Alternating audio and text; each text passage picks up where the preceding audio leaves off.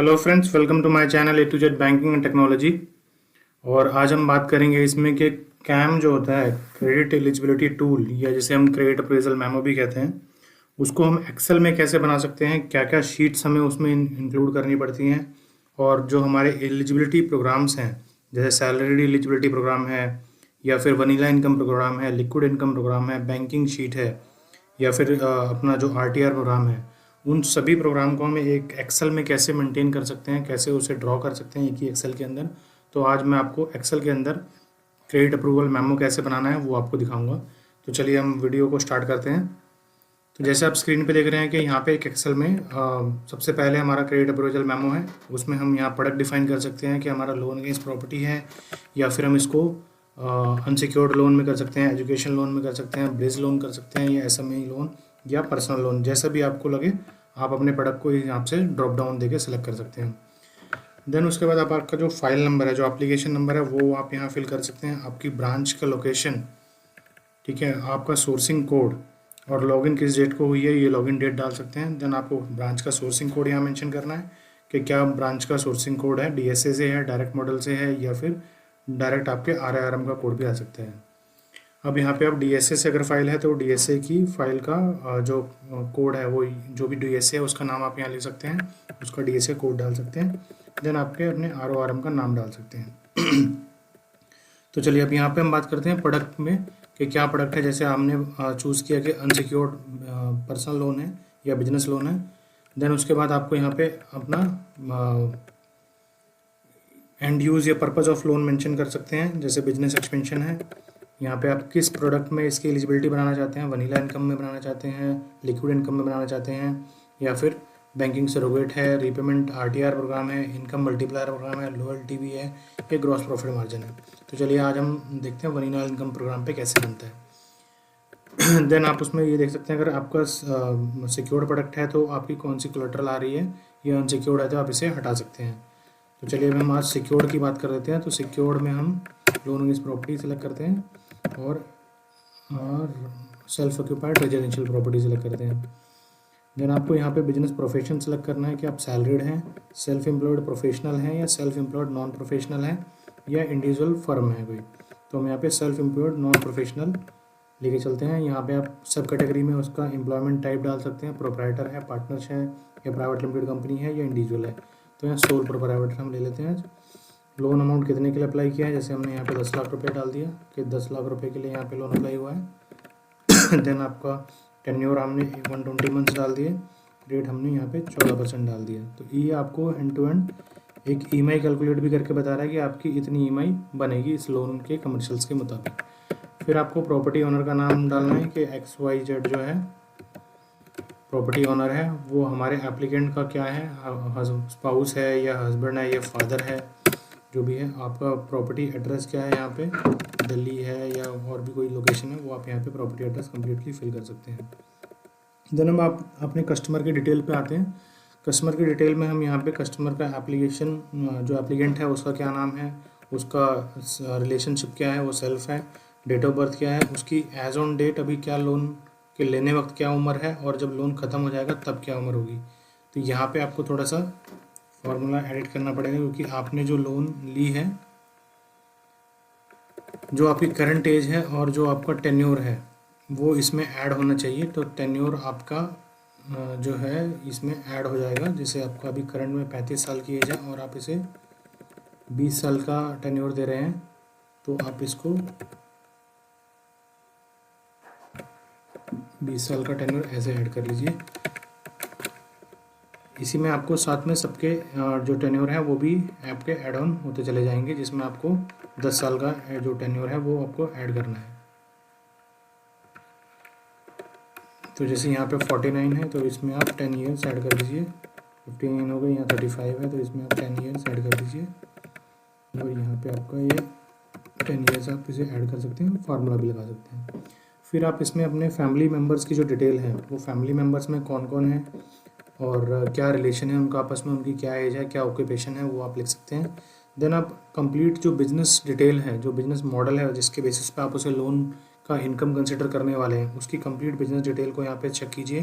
Business detail को बताइए कि क्या क्या आपने देखा, क्या उसका बिजनेस मॉडल है, कब से रन करना है, कितना एनुअल प्रॉफिट आ रहा है, कितने एम्प्लॉय रखे हुए हैं, कितने की डेली सेल होती है, कितने की मंथली टर्नओवर आ रही है उसकी, कितने का प्रॉफिट मार्जिन है, किन किन लोगों से डील कर रहा है, क्या स्टॉक मेंटेन करता है, और किन लोगों को सेल कर रहा है, किस स्टेट में सेल कर रहा है, कहाँ कहाँ पे जीएसटी ले रखी है, फर्म की जीएसटी कब से है, फर्म में कितनी जीएसटी शो कर रखी है, फाइनेंशियल में कितनी शो कर रखी है, बैंक स्टेटमेंट कितने की है, ये आप सारी चीज़ें यहाँ मेंशन कर सकते हैं।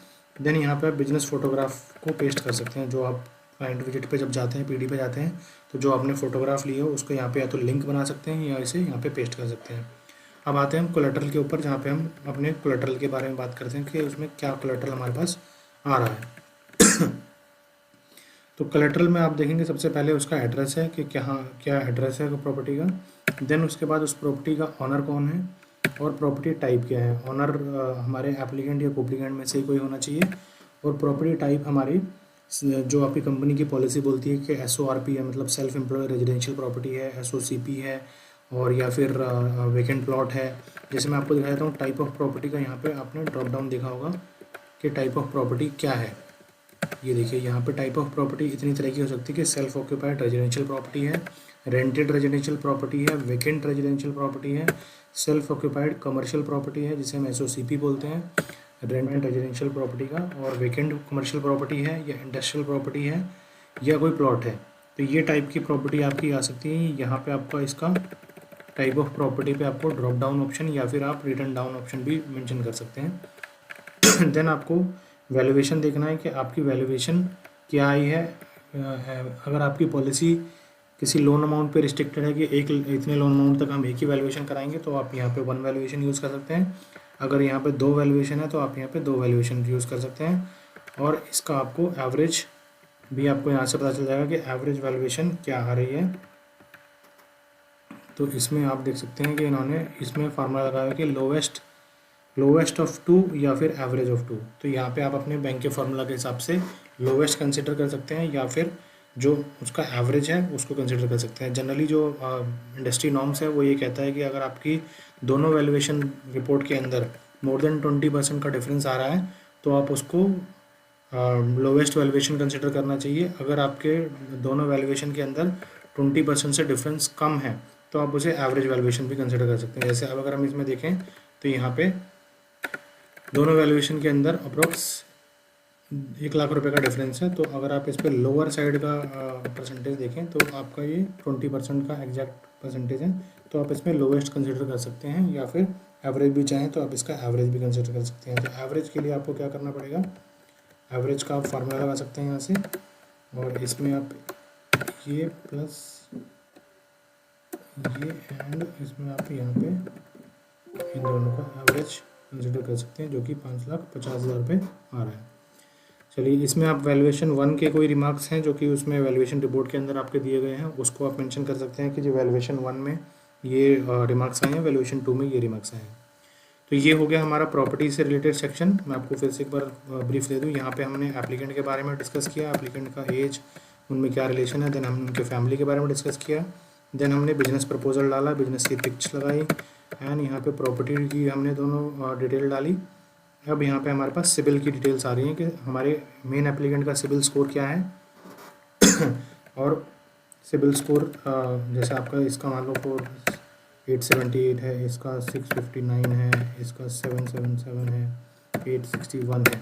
तो आप ऐसे सबके स्कोर मेंशन कर सकते हैं। साथ ही साथ इसमें स्कोर में अगर कोई डिफ़ॉल्ट है तो वो भी यहाँ पे आप मेंशन कर सकते हैं कि इसमें इतना ओवरड्यू है, इतना इसमें इस लोन में बाउंस है, ये इस दिन को इसकी EMI क्लियरेंस हुई है, या कोई सेटलमेंट हुआ है क्रेडिट कार्ड में या पर्सनल लोन में या ऑटो लोन में, तो आप उसको यहाँ पे एप्लीकेंट वाइज इसको मेंशन कर सकते हैं। देन हम बात करते हैं डेविएशन एंड मिटिगेंट की। आपको उस केस में जितने भी डेविएशंस हैं वो यहाँ पे आप मेंशन कर सकते हैं कि डेविएशन नंबर 1, और इसमें आपका जैसे for deviation is not met, for norms is not met, तो ये आप डेविएशन डाल सकते हैं। इसी के साथ साथ इसमें आप 1 पॉइंट पे आप इसको मिटिगेट कर सकते हैं कि लो LTV case hence for deviation taken, या जो भी आपका इस केस में डेविएशन है आप उस चीज़ को यहाँ पे मेंशन कर सकते हैं। अब आप आता है कि केस में क्या स्ट्रेंथ है और क्या वीकनेस है। तो आप इसमें स्ट्रेंथ डाल सकते हैं कि भाई केस में हमारे को क्या पॉजिटिव है, कि जैसे इसमें लो एलटीवी है, कस्टमर का बिजनेस मॉडल अच्छा है, कस्टमर का बिजनेस विंटेज बहुत अच्छा है, रीपेमेंट ट्रैक बहुत अच्छा है, सिबिल बहुत अच्छा है, और जो प्रॉपर्टी आ रही है वो एक प्राइम प्रॉपर्टी है, विद लैंड प्रॉपर्टी आ रही है। फिर आप इसमें अपने जो डेविएशंस आपने ली हैं उसको आप मेंशन कर सकते हैं वीकनेस में, कि जी हम इसमें फायर डेविएशन ले रहे हैं, या इसमें कोई सिबिल में कोई इशू है, या इसकी कस्टमर की एज जो बहुत ज़्यादा है, या बिजनेस रिसेंटली स्टार्ट हुआ है। तो जैसा भी आपको उस केस में डेविएशन लगे आप वो डेविएशन यहाँ मेंशन कर सकते हैं। देन आपका सैंक्शन कंडीशन हो सकती है इस केस में, कि लास्ट में आप इसमें सैंक्शन कंडीशन लिखेंगे कि क्या सैंक्शन कंडीशन है केस के अंदर। कि सैंक्शन कंडीशन में आपको केस स्पेसिफिक भी सैंक्शन कंडीशन हो सकती है, जहाँ पे आप बताएंगे कि भाई हमने इसमें लेटेस्ट ईयर के सीएमए डेटा मांगा है, या लेटेस्ट ईयर के फाइनेंशियल मांगे हैं, या किसी लोन ट्रैक का सैंक्शन लेटर मांगा है, या कस्टमर से रिलेटेड कोई भी डॉक्यूमेंट है जो हमें रिसीव नहीं हुआ है बट हमने वो सब्जेक्ट टू सैंक्शन दिया है, तो वो आप यहाँ पे मेंशन कर सकते हैं। देन फिर इसमें हम ये डालेंगे कि अप्रूवल किसने भेजा है, किसने केस को रिकमेंड किया है, और किसने केस को अप्रूव किया है, और साथ में आप उनकी डेट भी यहाँ मेंशन कर सकते हैं। तो ये बेसिकली मेन इसका कैम का फॉर्मेट है, जहाँ पे आपको पूरा कैम एक सिंगल शीट में आप बना सकते हैं, क्रेडिट अप्रूवल मेमो जिसे हम बोलते हैं। और ये आपको कंप्लीट आपकी इसमें डिटेल है कि कब फाइल लॉगिन हुई, किसने फ़ाइल लॉगिन करी, किस प्रोडक्ट में फ़ाइल लॉगिन हुई, हमारे कस्टमर्स कौन हैं, उनके फैमिली डिटेल क्या है, उनके बिजनेस डिटेल क्या हैं, उनके वैल्यू प्रॉपर्टी डिटेल क्या है, सिबिल स्कोर क्या है, केस में क्या डेविएशन है, और केस में स्ट्रेंथ क्या है, वीकनेस क्या है, और सैंक्शन कंडीशन क्या है। तो एक पूरी समरी जो है उस केस की इस एक सिंगल शीट में आ गई है। तो चलिए अब हम बाकी शीट्स के बारे में डिस्कस कर लेते हैं कि बाकी शीट्स में क्या है। तो अब जब केस का पूरा प्रपोजल बनता है तो उससे पहले उसमें वेरिफिकेशंस होती है, जिसे हम क्रेडिट ड्यू डिलिजेंस बोलते हैं या क्रेडिट वेरिफिकेशन बोलते हैं। तो चलिए हम इसमें बात करते हैं क्या क्या वेरिफिकेशंस होती हैं। तो जो जनरल स्टैंडर्ड वेरिफिकेशन होती है किसी केस में, वो मैं बताता हूँ कि रेजिडेंस वेरिफिकेशन विजिट, उसमें एप्लीकेंट की क्या स्टेटस रहा है, कोप्लीकेंट का क्या स्टेटस रहा है, और सारे कोप्लीकेंट के क्या स्टेटस रहे हैं, या कोई गारंटर है केस में तो गारंटर का क्या स्टेटस रहा है रेजिडेंस की वेरिफिकेशन का। रेजिडेंस की टेली वेरिफिकेशन हुई है उसका क्या स्टेटस रहा है, ऑफिस या बिजनेस की विजिट हुई है उसमें किसका क्या स्टेटस रहा है, बिजनेस की वेरिफिकेशन का क्या स्टेटस है टेली वेरिफिकेशन का, और कोलेटरल जो हमारे पास आ रहा है उसकी वेरिफिकेशन का क्या स्टेटस आया है। एफसीयू फ्रॉड कंट्रोल यूनिट जिसे हम बोलते हैं कि जो डॉक्यूमेंट हमें प्रोवाइड किए गए हैं वो कितने ऑथेंटिक हैं, हमारे एप्लीकेंट से रिलेटेड डॉक्यूमेंट के क्या स्टेटस है, कोप्लीकेंट से रिलेटेड डॉक्यूमेंट का क्या स्टेटस है। ये आपको उसके डॉक्यूमेंट की ऑथेंटिसिटी की रिपोर्ट डालनी है, यहाँ पे पॉजिटिव है, नेगेटिव है, या रेफर है, जैसे भी है। देन हम यहाँ बात कर रहे हैं प्रोफाइल चेक की। डिस्क्रीट प्रोफाइल चेक होता है, बेसिकली डिस्क्रीट प्रोफाइल चेक क्या होता है कि जहाँ पे हमारे एक एजेंसी का बंदा बिना किसी को इन्फॉर्म किए हमारे कस्टमर के प्लेस पे विजिट करता है, वहाँ से टीपीसी कंफर्म करता है, और वो कोशिश करता है कि बिना कस्टमर को इन्फॉर्म किए हुए वो वहाँ की डिस्क्रीट इन्फॉर्मेशन जो कि किसी से बिना किसी कस्टमर के हेल्प की वहाँ के उसके बारे में इन्फॉर्मेशन निकाल के लाता है, उसे हम डिस्क्रीट प्रोफाइल चेक बोलते हैं, जिससे कई बार हमको सरप्राइज रिपोर्ट्स भी निकल के आती हैं। तो चलिए ये हो गया हमारे डिस्क्रीट प्रोफाइल चेक। देन हम इसमें बात करते हैं अगर सिक्योर्ड लोन है तो हमारे पास लीगल जो हुई है उस प्रॉपर्टी की, उस लीगल का क्या स्टेटस है, मतलब उसके जो लीगली प्रॉपर्टी के पेपर हैं उसके चेन फ्लो ठीक है, उस चेन में कोई दिक्कत तो नहीं है, उसके टाइटल में कोई दिक्कत तो नहीं है, कोई इनकम्बरेंस तो नहीं है। तो ये हमारी लीगल रिपोर्ट का स्टेटस बताता है। देन हमारी वैल्यूएशन रिपोर्ट जिसे हम टेक्निकल रिपोर्ट भी कहते हैं। तो वैल्यूएशन रिपोर्ट में हमें ये पता चलेगा कि हमारे उस प्रॉपर्टी का वैल्यूएशन पॉजिटिव है या नेगेटिव है, और क्या उसकी मार्केट वैल्यू आई है। तो ये तो स्टैंडर्ड वेरिफिकेशन है जो कि हर केस में होती है। अब हम बात कर लेते हैं इसमें क्रेडिट ड्यू डिलिजेंस की, कि जो क्रेडिट मैनेजर है वो उसमें क्या क्या क्रेडिट ड्यू डिलिजेंस करता है। तो सबसे पहले वो गूगल चेक करता है। गूगल चेक में हमारे जो कस्टमर है उसके बारे में वो गूगल पे वेरीफाई करता है कि भाई कस्टमर के फर्म के नेम से उन्होंने चेक किया कि भाई एक XYZ फर्म गूगल पे उसका क्या कोई रिकॉर्ड अपडेट है या नहीं है, कोई पॉजिटिव या नेगेटिव कमेंट्स तो नहीं है, कोई ऐसा रिमार्क्स तो नहीं है जो हमारे को कल को इशू कर सकता है, कोई कोर्ट केस की हिस्ट्री निकल के आ गई सामने, या कोई पुलिस कंप्लेंट निकल के आ गई, या कोई पीछे स्कैम रहा हो उस कंपनी से रिलेटेड, वो आपको गूगल हिस्ट्री के अंदर आपको निकल के आएगा। तो इसलिए गूगल सर्च करना उस कंपनी और उसके डायरेक्टर्स या उस प्रमोटर या उस फर्म के बारे में बहुत इंपॉर्टेंट है। तो ये एक गूगल सर्च है। देन उसके बाद वॉच आउट इन्वेस्टर्स करके एक वेबसाइट है जहाँ पे आप सर्च कर सकते हैं कि भाई हमारे कस्टमर का वॉच आउट इन्वेस्टर में क्या रिकॉर्ड रहा है।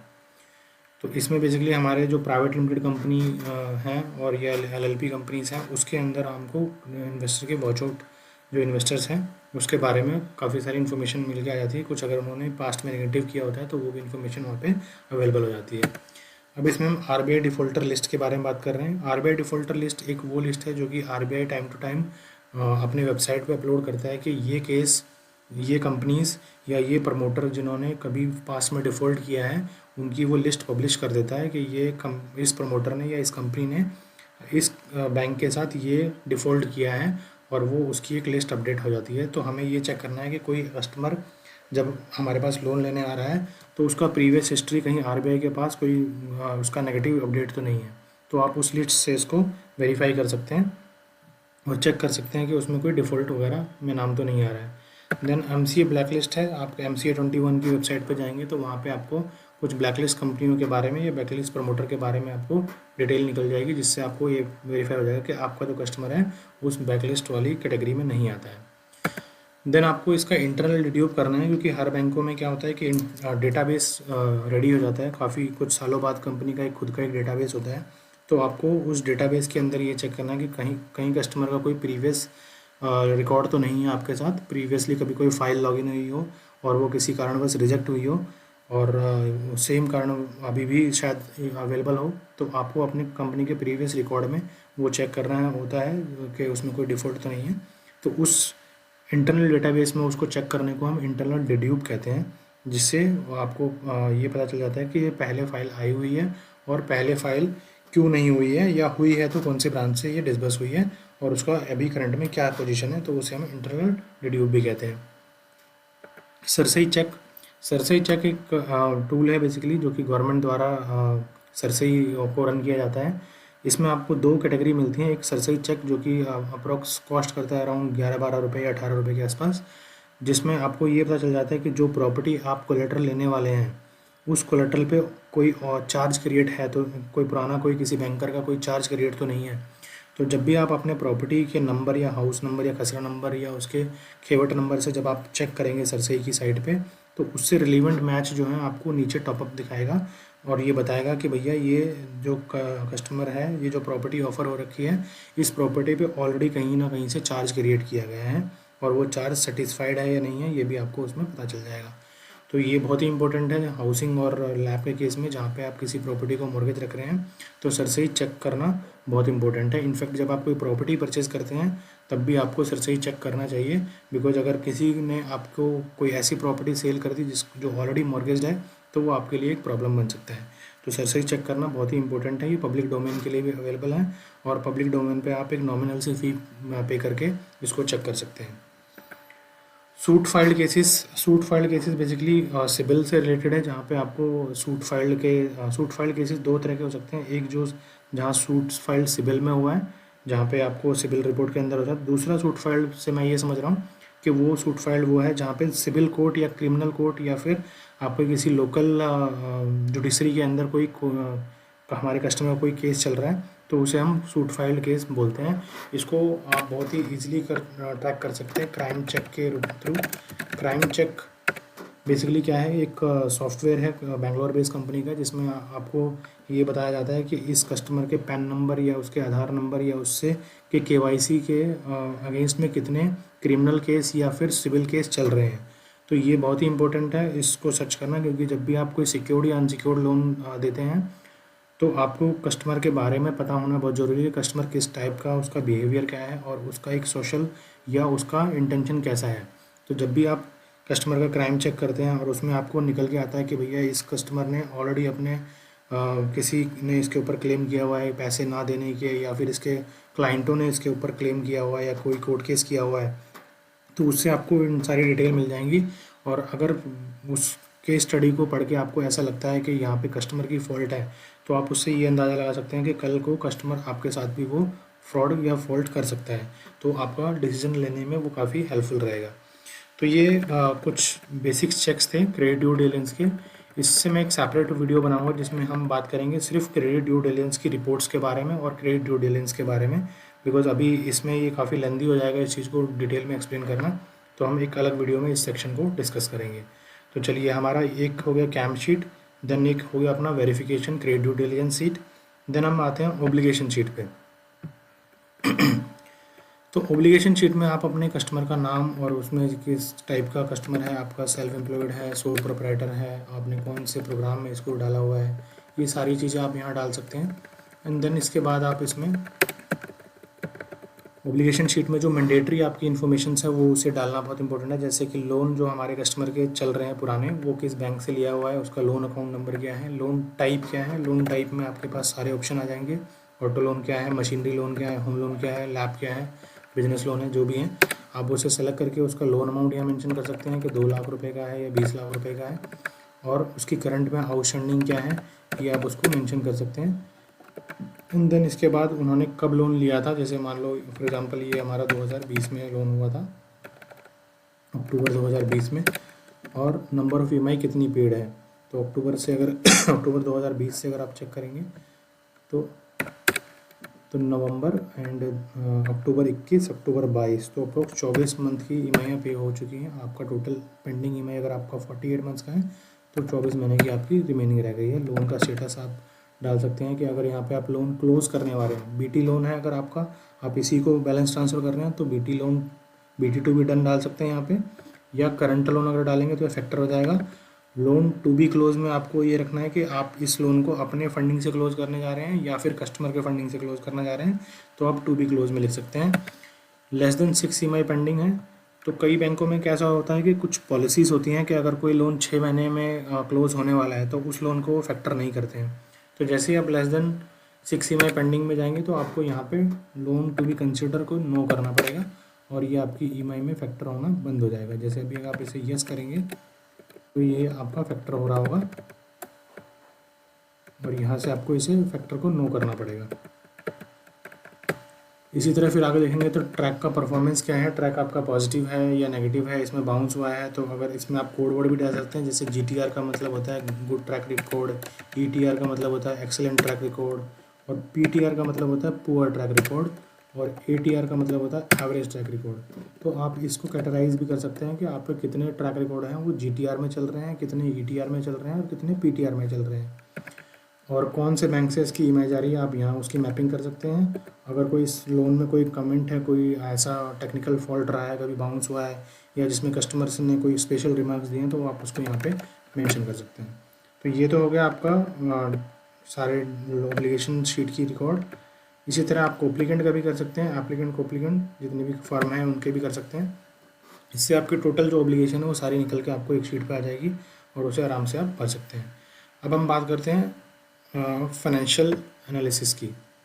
तो फाइनेंशियल एनालिसिस वाली शीट में आपको बेसिकली क्या है कि ये कुछ ईयर्स दिए हुए हैं। जैसे अभी हम बात करें मार्च 24 की, मार्च 24 में आपका जो प्रोविजनल फाइनेंशियल्स हैं वो अभी भरे गए होंगे और फाइनेंशियल ईयर इसकी डेट है अभी फाइनल करने की, तो ये अभी आपको ऑडिटेड फाइनेंशियल नहीं मिलेंगे। एंड देन आपको करंट ईयर में आपको लास्ट जो फाइनेंशियल ईयर क्लोज हुआ है मार्च 23 वो डालना है, एंड उसके बाद आप उसको कंपेयर कर सकते हैं मार्च 22 से, और उसके पीछे जो लास्ट 5 ईयर्स के भी आप वो कर सकते हैं। बट जो आप ये फ्लैग देख रहे हैं ये आपको लेटेस्ट 2 ईयर्स का ही यहाँ पे जो चेंजेस होते हैं, ग्रोथ है या डिक्रीमेंट है, वो आपको यहीं पे मिलेंगे, जो लेटेस्ट प्रोविजनल फाइनेंशियल और करंट फाइनेंशियल ईयर के हिसाब से। तो आप जैसे इसमें देख रहे हैं कि यहाँ पे 38 लाख रुपए की सेल थी, लास्ट ईयर इसकी 35 लाख रुपए की सेल थी, तो 9% के आसपास इसमें इंक्रीमेंट हो गया। फॉर एग्जांपल अगर मैं बोलता हूँ कि लास्ट ईयर, इस ईयर इसकी कुछ 8 लाख रुपए की अदर इनकम थी और पिछले साल इसकी कुछ 5 लाख रुपए की अदर इनकम थी, तो आप देखेंगे यहाँ पे ग्रोथ परसेंटेज आपको यहाँ पे दिखा देगा कि 60% का इसमें ग्रोथ हुआ है।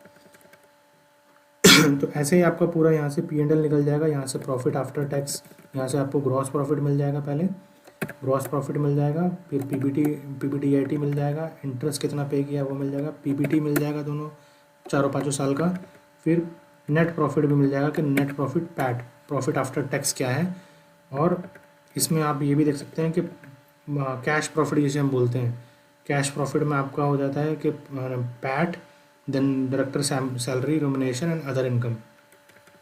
ठीक है, तो यहाँ से आप पूरे रेशो एनालिसिस कर सकते हैं इसके। अब इसमें आप देखेंगे तो यहाँ पे आपको काफ़ी सारे रेशोज़ दिए गए हैं जो कि हमारे फाइनेंशियल उसमें काफ़ी इंपॉर्टेंट होते हैं। अब जैसे रेशो कौन कौन से हैं यहाँ पे, इंटरेस्ट कवरेज रेशो में निकल के आ जाएगा चारों पाँचों साल का, आपका डेब्ट इक्विटी रेशो निकल के आ जाएगा, देन करंट रेशो निकल के आ जाएगा आपका, एंड यहाँ पे आपकी नेटवर्थ निकल के आ जाएगी, फिक्स टर्नओवर निकल के आ जाएगी, ROA निकल के आ जाएगा, return on total asset, ROE निकल के आ जाएगा, ग्रॉस मार्जिन आपको पता चल जाएगा कितना है, बिजनेस मार्जिन क्या है वो पता चल जाएंगे, नेट प्रॉफिट मार्जिन क्या है, इंटरेस्ट कवरेज रेशो क्या है, और ये पूरा आपका प्रॉफिट एंड लॉस का पूरा रेशो एनालिसिस यहाँ पे निकल के आ जाएगा। सिमिलरली आपका जो बैलेंस शीट है, बैलेंस शीट से भी आपके सारे रेशो निकल देगा कि टर्नओवर, करंट एसेट का टर्नओवर क्या है और करंट रेशो क्या है, डेट कलेक्शन पीरियड क्या है, क्रेडिट कलेक्शन पीरियड क्या है, ये सारी चीज़ें आपको यहाँ से एंड टू एंड निकल के आती चली जाएंगी। आप इसमें GST की डिटेल भी डाल सकते हैं कि GST आपने हर लास्ट ईयर आपका GST रिटर्न क्या था और उसका टोटल सम भी यहाँ पे आप डाल सकते हैं। तो ये कंप्लीट आपके जो वनीला इनकम प्रोग्राम होता है, जो फाइनेंशियल बेस्ड प्रोडक्ट होता है, उसकी कंप्लीट आपकी पंचिंग आपकी यहाँ पे हो सकती है, उसकी सारी एनालिसिस आप इस शीट से कर सकते हैं। तो चलिए हम बात करते हैं अब सैलरीड प्रोग्राम की, जिसमें हम सैलरीड प्रोग्राम, सॉरी अभी हमने यहाँ पे फाइनेंशियल एनालिसिस किया और अब इसका हम इम्पैक्ट दिखा देते हैं कि हमारी वनीला इनकम प्रोग्राम शीट में उसकी कैलकुलेशन कैसे होती है। तो वनीला इनकम प्रोग्राम में आप देखेंगे यहाँ पे हमने प्रोडक्ट टाइप सेलेक्ट कर लिया, इनकम हमने सेलेक्ट करी वनीला इनकम प्रोग्राम, देन हमने कंपनी टाइप सेलेक्ट की, कंपनी क्या है, एप्लीकेंट को एप्लीकेंट का नाम लिखा। देन आप देखेंगे यहाँ से ऑटोमेटिक ये जो प्रॉफिट्स है ये आपको वहाँ से उठ के आ रहे हैं फाइनेंशियल की सीट से।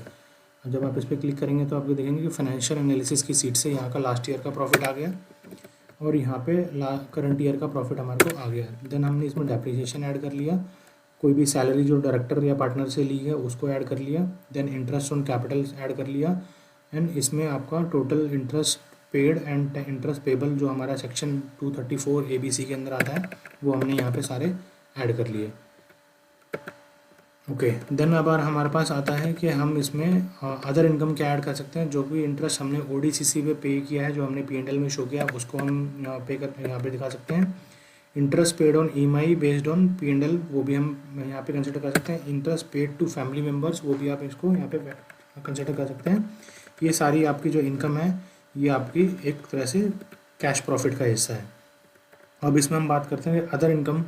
अदर इनकम हमारे कोई कस्टमर की है, जैसे कि इनकम फ्रॉम रेंटल है, इनकम फ्रॉम एग्रीकल्चर है, इनकम फ्रॉम FDs है या डिविडेंड है कंपनी से, म्यूचुअल फंड्स हैं, तो वो आपको उसको यहाँ पे कंसिडर कर सकते हैं। और कोई भी ऐसी इनकम जो उन्होंने ITR में शो कर रही है, लास्ट 2 ईयर्स के ITR में शो कर रही है, उसको भी आप यहाँ पे फैक्टर करके टोटल इनकम कंसिडर कर सकते हैं। तो इससे आपको टोटल इनकम आपको मिल जाएगी कि सेक्शन A मतलब जो प्योर उनकी इनकम है उससे कितनी इनकम है, और सेक्शन B मतलब जो कि अदर इनकम है उससे टोटल इनकम कितनी है। तो यहाँ से आप देखेंगे यहाँ पे 46 लाख की जो इसकी प्योर बिजनेस इनकम है और 1 लाख की अदर इनकम है, तो टोटल 47 लाख की यहाँ पे इनकी करंट ईयर की इनकम आ गई। तो चलिए अब हम यहाँ पे देख लेते हैं इसकी एलिजिबिलिटी कैलकुलेशन कैसे होगी। एलिजिबिलिटी कैलकुलेशन में जैसे यहाँ पे इन्होंने अप्लाई किया कि भैया मेरे को 20 लाख रुपए के लोन की रिक्वायरमेंट है, तो 20 लाख रुपए का लोन इतने मंथ के लिए, 120 मंथ के लिए और 14% के ROI पे।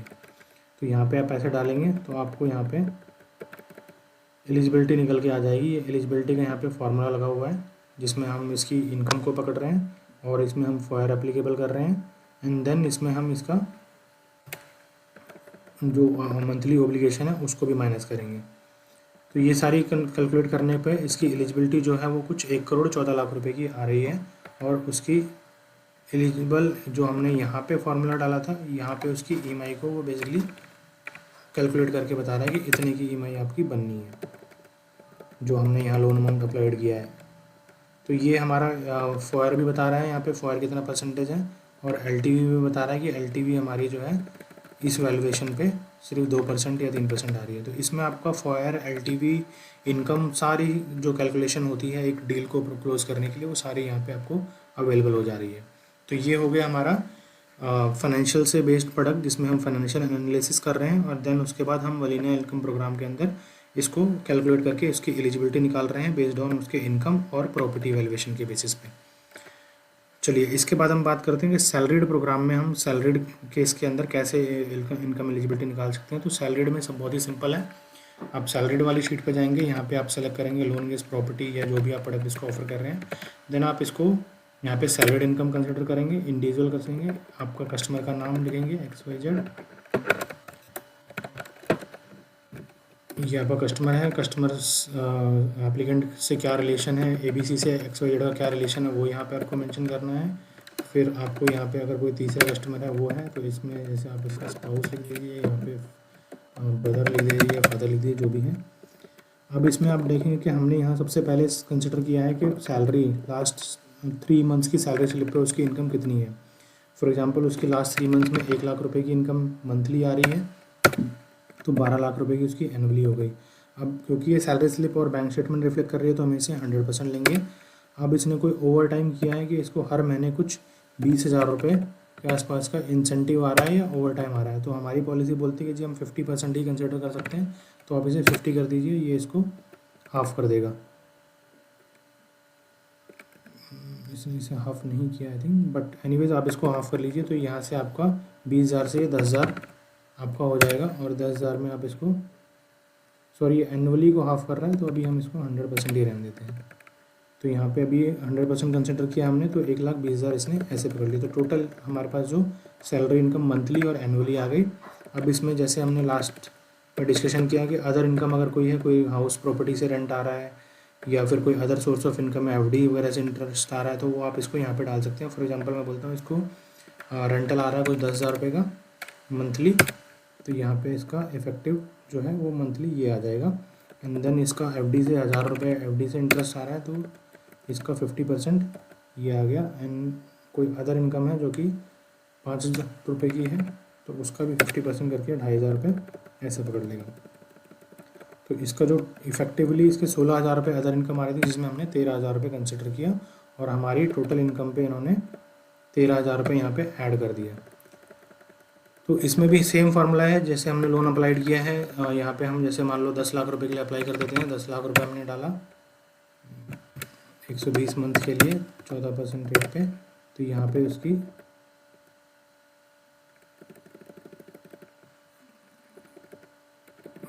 एलिजिबिलिटी कैलकुलेशन आ गई। सेल्फ एम्प्लॉयड रेजिडेंशियल प्रॉपर्टी है, सेल्फ ऑक्यूपाइड है, और ये इसकी वैल्यूएशन है। इस पर इन्होंने LTV कैलकुलेट कर दी, बिकॉज यहाँ पे हमने वैल्यूएशन काफ़ी कम डाल रखी है। 4 लाख पे 10 लाख रुपए लोन दे रहे हैं, इसे हम 40 लाख कर देते हैं और इसे हम 50 लाख कर देते हैं। तो ये देखिए यहाँ पे 25% LTV हो गई और 20% LTV हो गई। तो इसी तरह से आप इसकी एलिजिबिलिटी कैलकुलेट कर सकते हैं सैलरीड वाले प्रोग्राम में। तो इस सीट में आप पूरा सैलरीड प्रोग्राम को मैप कर सकते हैं। देन यहाँ पे हम सेल्फ एम्प्लॉयड में वनीला इनकम प्रोग्राम में ऐसे कर सकते हैं। सिमिलरली आप LIP जो करते हैं, लिक्विड इनकम प्रोग्राम में भी आप इसे ऐसे कर सकते हैं। और इसमें आप अपना टर्नओवर जो इस पर फाइनेंशियल प्रॉफिट है वो डाल के उसका मल्टीप्लायर देके और इसको भी कर सकते हैं। इस प्रोग्राम को हम डीपली किसी अगले वीडियो में समझेंगे, बिकॉज वीडियो काफ़ी लंबी हो गई है और इसको एक्सप्लेन करेंगे तो ज़्यादा टाइम आ जाएगा। इसी तरह हम देखेंगे तो हमने सारे प्रोग्राम यहाँ पे कवर कर लिए। सैलरीड प्रोग्राम हो गया, वनीला इनकम प्रोग्राम हो गया, लिक्विड इनकम प्रोग्राम हो गया। देन हमारे पास आगे हमारे पास बैंकिंग सरोगेट प्रोग्राम है, RTR प्रोग्राम है। तो हम इन 3 प्रोग्राम के बारे में नेक्स्ट वीडियो में समझेंगे, जिसमें liquid income program, banking surrogate program और RTR प्रोग्राम के बारे में बताया हुआ है। तो चलिए, होपफुली गाइस आपको ये वीडियो अच्छी लगी हो, और अगर इसमें आपको कुछ भी इंपॉर्टेंट लगा हो तो इस वीडियो को ज़्यादा से ज़्यादा शेयर कीजिए, लाइक कीजिए और मेरे साथ इसमें जुड़े रहिए। Thank you.